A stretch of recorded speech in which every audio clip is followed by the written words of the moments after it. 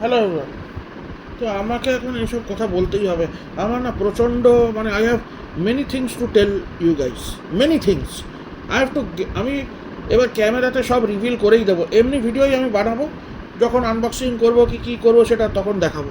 But এমনি ভিডিওই maximum এমনি ভিডিওই থাকবে অ্যাবাউট মাই স্ট্রাগলস অ্যান্ড এইসব। হ্যাঁ, এইগুলো এই ভিডিওই থাকবে ম্যাক্সিমাম। এই চ্যানেলটা এখন এই দিকেই চলে যাবে, আমি আর বেশি আলাদা কিছু করবো না, ঠিক আছে?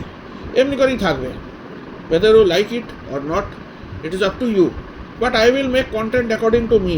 এখন আর আমি whatever I want I will make, okay, because this is my channel, after all it is mine.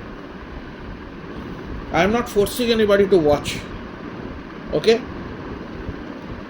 So এই যে আমার ফ্যামিলি কনস্ট্যান্টলি খালি বলে যায়, কম্পেয়ার করে যায়, এ ডাক্তার হয়ে গেল, ও এই হয়ে গেল, ওর ছেলে ওই, ওর মেয়ে ওই।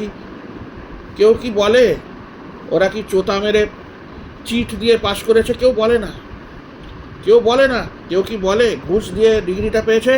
কেউ কি বলে ঘুষ দিয়ে চাকরিটা পেয়েছে? কেউ বলে না।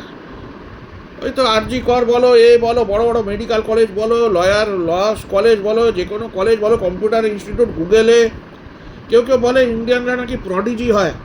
আরে শালা, সব মুখস্থ করে বইতে থেকে পড়াশোনা করে কোন প্রডিজি হয় ভাই? মাথায় বুদ্ধি থাকলে তো প্রডিজি হবে, কমন সেন্স আছে, প্র্যাকটিক্যাল নলেজ আছে, কিচ্ছু নেই। ওই বই পড়ে পড়ে কী নলেজ তুমি পাবে?